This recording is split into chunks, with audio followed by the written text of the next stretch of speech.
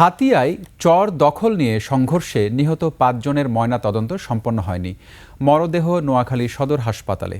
এ ঘটনায় এখনও মামলা হয়নি, গ্রেফতারও হয়নি কেউ। চরের খাস জমি দখল নিয়ে রক্তক্ষয়ী সংঘর্ষের ঘটনায় এলাকায় থমথমে অবস্থা বিরাজ করছে। নোয়াখালী প্রতিনিধি আরেফিন শাকিলের তথ্য ভিডিওতে ডেস্ক রিপোর্ট। নায়াসিনামাইড ও স্যালিসাইলিক সমৃদ্ধ লিলি ফেস ওয়াশ যা ফেসের ডেড স্কিন সেল দূর করে দেয় দ্বিগুণ ফাস্টার ব্রাইটেনিং।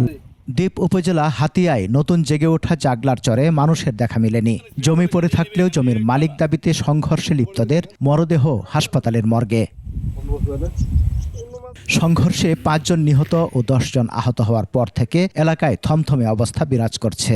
জমি ও আধিপত্য নিয়ে দীর্ঘদিনের বিরোধে লিপ্ত শামসুদ্দিন গ্রুপ ও আলাউদ্দিন বাহিনীর লোকজন এখন পলাতক।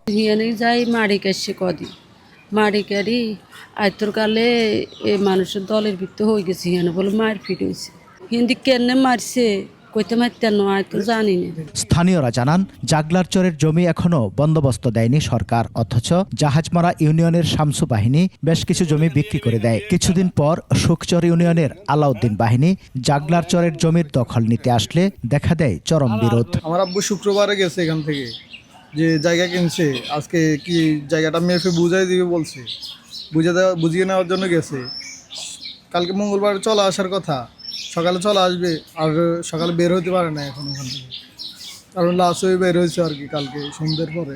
হতাহতদের ঘটনা তদন্ত এবং অপরাধীদের ধরতে অভিযান চলছে বলে জানায় পুলিশ। আমরা পোস্টমর্টম শেষে ডেড বডিগুলো তাদের বাড়িতে মরদেহগুলো সমাধি হয়ে গেলে ওনারা মামলা করবেন বলে জানিয়েছেন। আমরা অভিযান অব্যাহত রেখেছি যাতে দ্রুত আসামিগুলো গ্রেপ্তার করতে পারি এবং অবৈধ অস্ত্র থাকলে আমরা সেগুলো উদ্ধার করে ফেলবো ইনশাল্লাহ। এদিকে মঙ্গলবারের সংঘর্ষে নিহতদের পরিচয় পাওয়া গেছে। তারা হলেন চর আমানুল্লাহ গ্রামের আলাউদ্দিন, শামসু তার ছেলে শিহাব, একই গ্রামের কাশেম ও আলাউদ্দিন মাঝি। বিরোধ নিষ্পত্তি না হলে আরও বড় রকমের সহিংসতার আশঙ্কা স্থানীয়দের। সমর ইসলাম, ২১ টেলিভিশন।